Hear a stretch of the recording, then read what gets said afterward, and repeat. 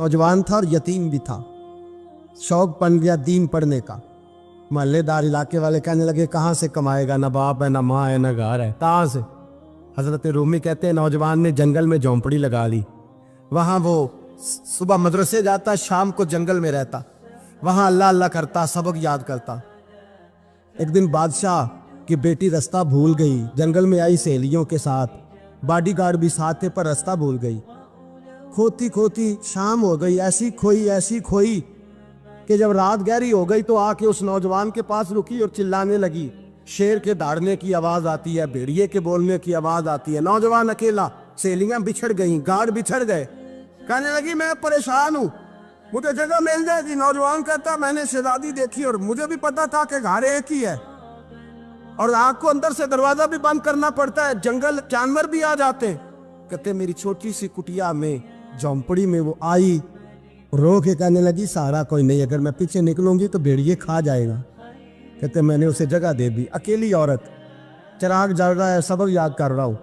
मेरे नबी पाक ने फरमाया जहाँ मर्द औरत अकेले हो तीसरा शैतान होता है। और शहजादी, वो बच्चा कहता है सबक याद करता रहा सारी रात। वो बच्ची को कहा सो जा, पर वो कहती है नींद मुझे भी कहाँ आई। ऐसे मौक़ों पर नींद, सारी रात सबक याद करता। थोड़ी थोड़ी देर के बाद चिराग जलता तो उस पर उंगली रखता, हाथ जलता तो पीछे खींचने, फिर दूसरी उंगली रखता, थोड़ी देर के बाद जलता तो खींचने, हाथ सारा जल गया। सुबह किरणें चमकी तो कहने लगा चल निकल जा, दौड़ जा, बस बड़ा सब्र का इम्तिहान हो गया, चली जा। शहजादी बाहर निकली, सिपाही ढूंढ रहे थे। बादशाह खुद जंगल में निकला हुआ था, मेरी बेटी मिल गई। बादशाह तन्हाई में जाके कहने लगा बेटा मैं दुनिया को बताऊंगा कि मेरी बेटी खोई नहीं थी, सिपाही साथ ही थे। ये बड़ा मुश्किल होता है, बेटी तो भूल के भी रात कहीं रह पड़े तो लोग जीने नहीं देते, तो बेटा मुश्किल हो जाएगा मेरे लिए। कहाँ थी? उसने कहा नेक नौजवान के पास। उसने कहा बेटा मैं तो तेरी बात मानूंगा पर दुनिया नहीं मानेगी। अगर उस नौजवान ने किसी को बता दिया कि तू उसके पास थी तो फिर लोग मेरा जीना मुहाल कर देंगे। बेटा मैं मर जाऊंगा, मेरी मजबूरी ये है कि वो कहीं राज ना उगल दे वो नौजवान, उसे कत्ल करना पड़ेगा। औरत ने मिन्नतें की, उस बेटी ने कहा मेरे मौसम को मारोगे, रोई। और वो कहने लगा मैं बादशाह, वो मेरा अपना वकार है, मैं उसको छोड़ नहीं सकता। गिरफ्तार कर लाए सिपाही। वक़्त तय हो गया सजा का। अकेले कारकोशरी में रखा गया, जो उसके खास एतबार वाले थे उनकी ड्यूटी लगाई। बादशाह ने बुलाया, पहले बिलम आया। औरत कहने लगी, बेटी कहने लगी एक दफा तो बुलाओ ना, एक सवाल बस पर्दे में रह के पूछना है और फिर जो आपका जी चाहे, मेरे मौसम को मारना तो है, तो मर्जी आपकी। सामने खड़ा किया, नौजवान पर्दे के पीछे, औरत खड़ी हो गई। बादशाह बीच बैठ गया। बीबी कहने लगी सारी रात बेदार मैं भी रही, सोया तू भी नहीं। वो जो तू चिराग के करीब हाथ लगा के जलाता था वो समझ नहीं आई। नौजवान रो पड़ा, कहने लगा क्या करूं, मैंने रसूलुल्लाह का दीन पढ़ा है, क्या करूं, मैंने हुजूर का दीन पढ़ा है। मैंने पढ़ा है कि जानी को सबसे नीचे दोज़ख के सबसे निचले दर्जे में जलाया जाए, उसे जहन्नमियों का पीप और रेशा पिलाया जाए, कंद खिलाया जाए। ये रवायतें पड़ी हुई थी। थोड़ी थोड़ी देर के बाद शैतान मुझे कहता था बदकारी कर ले। मैं अपना हाथ उसी वक्त जब शैतान मशवरा देता तो मैं आग पे करता। मैं कहता अगर ये बर्दाश्त हो गई तो वो भी हो जाए। जब हाथ जलता तो मैं समझ जाता नहीं तुझसे तो ये नहीं बर्दाश्त होती तो वो कैसे होगी। फिर मुझे शैतान मशवरा देता कोई देख नहीं रहा, तो बुलाने नहीं गया, खुद आई, मैं दूसरी उंगली लगा देता। मैंने हाथ जलाया और मैं समझ गया जब छोटे से चिराग की इतनी सी शमा की आग नहीं बर्दाश्त होती तो दोज़ख कैसे बर्दाश्त होगी। कहता मैं बाज आया। बादशाह ने ये कहानी सुनी, लफ्ज सुने तो चीख मार के रोया। कहने लगा तालिब इल्म, तू तो मेरे नबी का सच्चा गुलाम है और मेरे रसूल के जो सच्चे गुलाम होते हैं उन्हें फांसियां नहीं दी जाती, उन्हें तख्त पर बिठाया जाता है। अब तुझे सजा नहीं होगी बल्कि मैं अपनी बेटी का निकाह तेरे साथ करूंगा और मेरे बाद इस सल्तनत का बादशाह भी तू ही बनेगा। अब वो नौजवान वहां नारे लगा रहा है, कहता लोगों तुम मुझे कहते थे दीन से क्या मिलता है, दीन से तो अल्लाह तख्त व ताज भी अता फरमा देता है। अगर नौजवान शर्मो हया वाले बन के रहे अल्लाह सारी इज्जतें दे देगा। देखे ना अल्लाह के फजल से इज्जत मिलती है और जब कोई इज्जतदारों जैसा काम ही ना करे। एक बात और अर्ज करनी है पर वक्त थोड़ा रह गया। जवानों, मैं ना जब कभी परेशान होता हूँ ना तो मैं ये वाली बात खोल के पढ़ता हूँ वाला, ये बात ढारस बनाती है। ढारस توانائی دیتی ہے, پورا مضمون باندھا ہے. اعلیٰ حضرت کہتے ہیں بہروپیہ تھا, مداری, روپ بدل بدل کے دکھایا کرتا تھا, بادشاہوں سے انعام لیتا تھا. ایک دن اورنگزیب عالمگیر کے پاس آ گیا, کہنے لگا میں روپ بدلوں گا, اگر آپ پہچان نہ سکے تو میں انعام لوں گا. آپ نے فرمایا میں کوئی ایسے ویسا بادشاہ نہیں, کہا مجھے دھوکہ دینا مشکل ہے. کہا نہیں میں روپ بدلوں گا. حضرت اورنگزیب عالمگیر بڑے نیک بادشاہ گزرے, بڑے پرہیزگار. وہ بہروپیہ کہنے لگا میں روپ بدلوں گا, آپ نہیں پہچان سکیں گے. فرمایا چل جتنا تیرے اندر زور ہے لگا لے. حضرت نے اعلان کیا کہ میں نے فوجی بھرتی کر دیں, 2 ماہ کے بعد ٹیسٹ ہوگا. وہ 2 مہینے دوڑتا رہا, رنگ روپ بناتا رہا, آیا ٹیسٹ دینے, 2-3 سپاہیوں کا امتحان لیا. اس کی باری آئی تو 10 روپے دیے, کہنے لگے تیرے آنے جانے کا کرایہ میں نے تجھے پہچان لیا ہے. کچھ دنوں کے بعد جانے لگے سفر پر, تو بھکاری آ گئے خیرات مانگنے. اس نے بھی سارے منہ پر سیاہی مال لی, کپڑے پھاڑ لیے, سر کے بال مڈا لیے, پگے تک کٹا لی, بدرنگ ہو کے آیا. کاس آگے کیا تو حضرت نے 10 روپے ڈالے, کہنے لگے تیرے آنے جانے کا کرایہ میں نے پہچان لیا ہے. کچھ دن گزرے تو ٹیچر کی ضرورت تھی. اس نے مونچھیں بڑی کر لی, داڑھی نکلی لگا لی, سر پہ جنا کیپ پہن لی, ایک شیروانی لے لی اور ہاتھ میں چھڑی پکڑ کے آیا. کہنے لگا میں استاد ہوں, 2-4 بندوں کا امتحان لیا, اس کی باری آئی تو 5 روپے دیے, 10 روپے دیے, کہا تیرا کرایہ میں نے پہچان لیا. 2 سال گزر گئے. وہ جب بھی آتا حضرت پہچان لیتے. ایک دن سفر پہ جا رہے تھے, بہت بڑا لشکر تھا, جہاد کرنے جا رہے تھے اورنگزیب عالمگیر. تو دیکھا ایک پہاڑی ہے, پہاڑی پہ لوگ جا بھی رہے ہیں آ بھی رہے. اورنگزیب عالمگیر پوچھنے لگے یہاں کیا ہے؟ کہنے لگے بابا جی بیٹھے ہیں دعا کرتے ہیں, اللہ کے نیک بندے ہیں. اورنگزیب کہنے لگے یار پرانے لوگ سارے ہی اللہ والوں کو مانتے, یہ بھی مصیبت آئی ہے جتنی نہیں آئی ہے, سارے لوگ ہی مانتے. کہنے لگے ذرا میں دعا نہ کرا لوں, بچے کام جا رہا ہوں. اورنگزیب بادشاہ تھے, بادشاہ لوگ نازک مزاج ہوتے ہیں. گھوڑے سے اترے, بڑی مشکل سے پہاڑی پہ چڑھے, اوپر گئے تو لائن لگی ہے, بابا جی غار میں بیٹھے. کہنے لگے میں نے ملنا, میں اورنگزیب ہوں. انہوں نے کہا ہمارا بابا اس طرح کا پیر نہیں کہ امیر آئے تو رنگ اور ہو, غریب آئے تو اور ہو, یہاں اگر ملنا ہے تو لائن میں لگ جاؤ, سب ایک جیسے. اب لائن میں کھڑے ہو گئے, 50 آدمی آگے تھے, کہتے ہیں 51واں نمبر تھا. تھک گیا دھوپ میں کھڑا کھڑا. جب میں پہنچا غار کے دہانے تو میں نے بابا جی کے چہرے پہ نظر ڈالی تو بڑا نورانی چہرہ, بڑی خوبصورت لب و لہجہ. میں نے کہا میرے جیسا آدمی بھی پگڑی باندھ لے تو اچھا لگنے لگ جاتا ہے, بڑا خوبصورت انداز.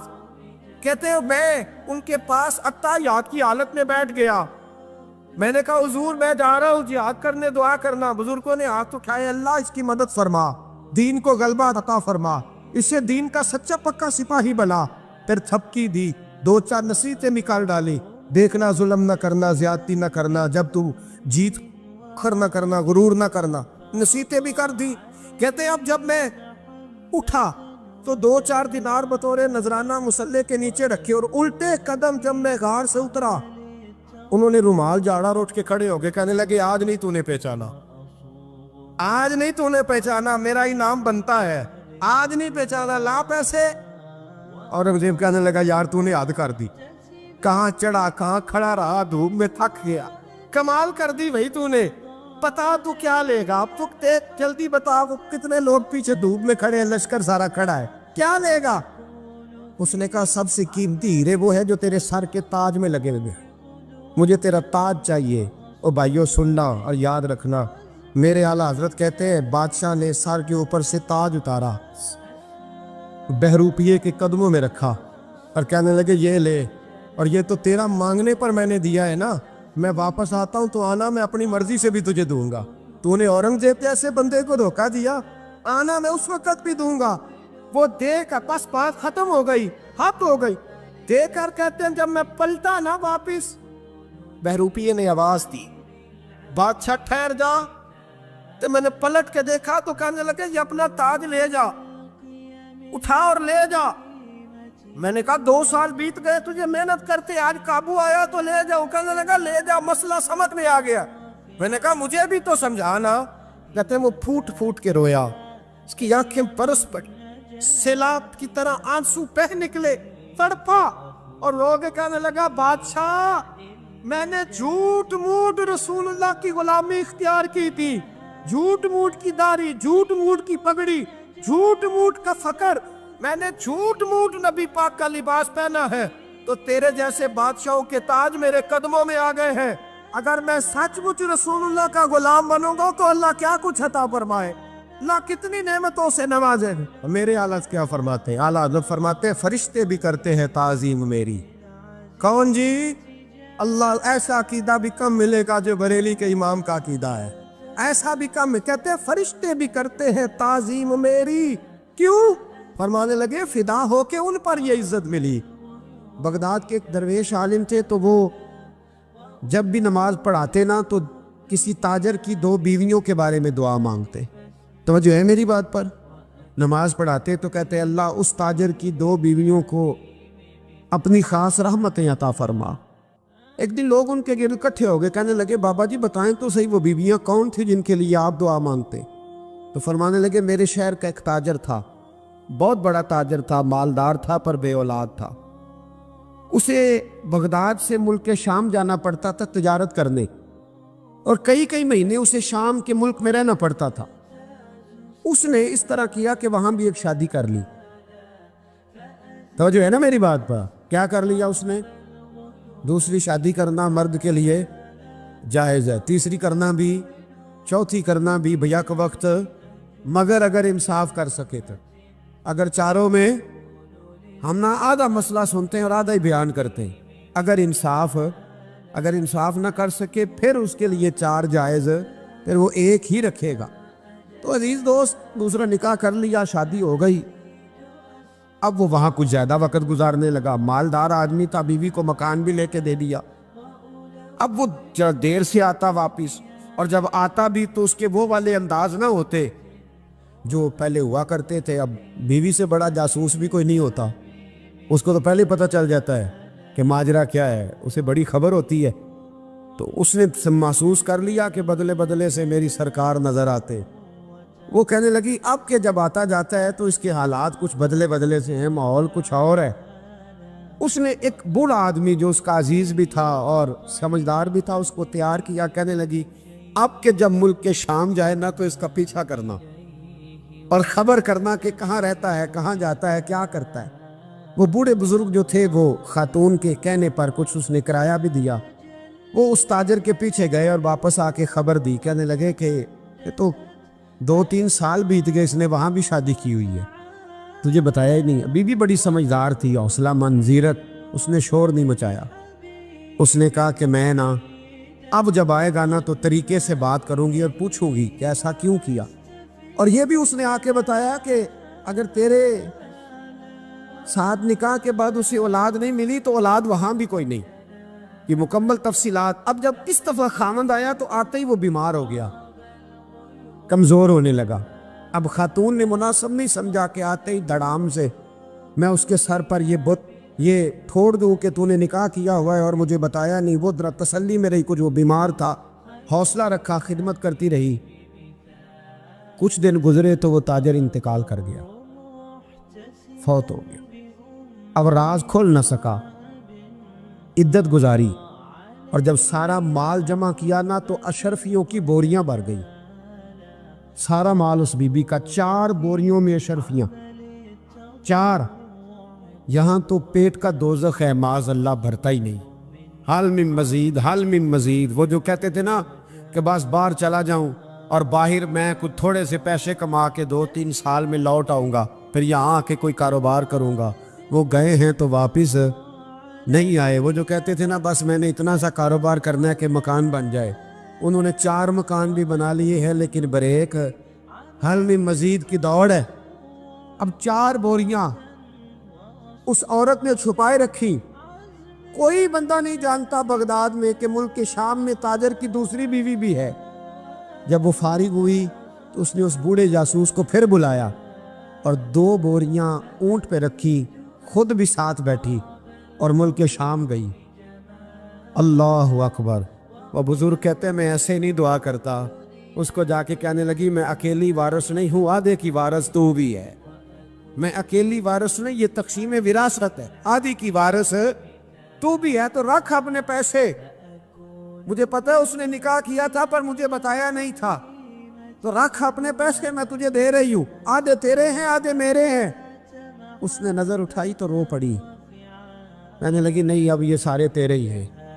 اگر تو اللہ سے ڈرتی ہے تو میں بھی رب سے ڈرتی ہوں، اگر تو مصطفیٰ کریم کا کلمہ پڑھتی ہے تو میں بھی اسی نبی کی ماننے والی ہوں۔ کہا بات کیا ہے، میرا کیوں ہے سارا؟ تو وہ خاتون کہنے لگی وہ 2 سال 3 سال سے میرے ساتھ نکاح تھا اور اس نے بتایا تھا مجھے کہ میری بیوی بھی ہے، اور میں غریب تھی تو میرے والدین کو بھی بتایا تھا کہ میری دوسری شادی ہے۔ یہ مکان اس نے مجھے لے کے دیا تھا، میرے تمام اخراجات وہ پورے کرتا تھا، نان و نفقہ کا خیال رکھتا تھا، لیکن اب کہ جب وہ آیا تو وہ بیمار تھا۔ اس نے مجھے بتایا کہ مجھے طبیب نے بتایا ہے کہ میں شدید بیمار ہوں، شاید بچ نہ سکوں۔ تو کہنے لگی وہ مجھے کئی لاکھ روپے بھی دے گیا اور جاتے دفعہ مجھے طلاق بھی دے گیا، فارغ کر گیا۔ کہنے لگا تو جہاں چاہے میرے بعد نکاح کر سکتی ہے، اور کہنے لگا میں چاہتا تھا پہلی بیوی کو بتا دوں، موقع نہیں بنا اور اس کا دل نہ ٹوٹے، بتا نہیں پایا، لہذا وہ مجھے ڈھیر سارے پیسے دے چکا ہے، سارا میرا حصہ مجھے پہلے سے دے چکا ہے۔ میری بہن اب یہ 4 بوریوں میں سے 2 میری نہیں بلکہ 4 کی 4 ہی تیری ہے، تو ہی اس کی حقدار ہے۔ تو بزرگ کہتے ہیں مجھے بتاؤ جن کے اندر اس قسم کے تقوی کی جھلک ہو ان کے لیے ہر نماز کے بعد دعا مانگنی چاہیے کہ نہیں مانگنی چاہیے؟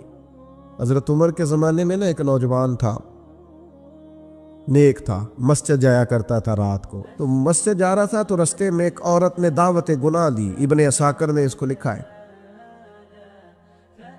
تو نوجوان تھا، خواہشات تھی، کچھ طبیعت مائل ہو گئی، ابھی ادھر جا ہی رہا تھا کہ کسی نے آیت پڑھ دی والی من خاف مقام ربی جنتان، جو رب کے سامنے کھڑے ہونے سے ڈرے گا اللہ 2 جنتیں دے گا۔ واقعی ڈر گیا، وہ واقعی ڈر گیا، اتنا ڈرا کہ بے ہوش ہو کے گر پڑا۔ بیماری سے لوگ بے ہوش ہوتے ہیں، پیسے ڈوب گئے بے ہوش ہوتے ہیں، بچے کے غم میں بے ہوش ہوتے ہیں۔ سچ بتاؤ کبھی خوف خدا سے بھی بے ہوش ہوتا کوئی دیکھا ہے؟ ہمارے ہاں تو روز مرہ ہی نہیں ہے بھائی، اور بڑی باتیں ہیں بے ہوش ہونے کی، ڈرنے کی، غش کھانے کی۔ بے ہوش ہو کے گر پڑا، بوڑھے باپ کو کسی نے بتایا بچہ بے ہوش پڑا ہے، اٹھا کے گھر لائے، گھر لا کے کہا بیٹا کیا ہوا؟ نوجوان ہے، چڑھتی جوانی ہے پر پاکیزہ بڑی ہے۔ کہنے لگا ابا جی گناہ کی طرف چلا گیا تھا پر میں نے آیت سن لی جو اللہ کے سامنے کھڑے ہونے سے ڈرے گا رب 2 جنتیں دے گا، میں ڈر گیا تھا، رب واقعی 2 جنتیں دے گا۔ باپ رو پڑے، ابا جی کی آنکھوں میں آنسو آئے اور کہا پتر اللہ بڑا مہربان ہے، اس کے وعدے سچے ہیں، واقعی 2 جنتیں دے گا۔ اس نے پھر ایک چیخ ماری اور اس طرح کی ماری کہ اس کی روح ہی پرواز کر گئی، روح ہی پرواز کر۔ کشتگان خنجر تسلیم را، عشق کی خنجر سے قتل ہو گئے لوگ۔ صبح حضرت عمر کو پتہ چلا کہ انہوں نے تو رات جنازہ بھی پڑھ دیا، تدفین بھی کر دی۔ جناب عمر فرمانے لگے اتنا نیک نوجوان خوف خدا سے دنیا سے چلا گیا، مجھے کیوں نہیں بلایا میں جنازہ پڑھتا؟ فاروق اعظم فرما رہے ہیں میرا شوق تھا میں اس کا جنازہ پڑھتا۔ کہ حضور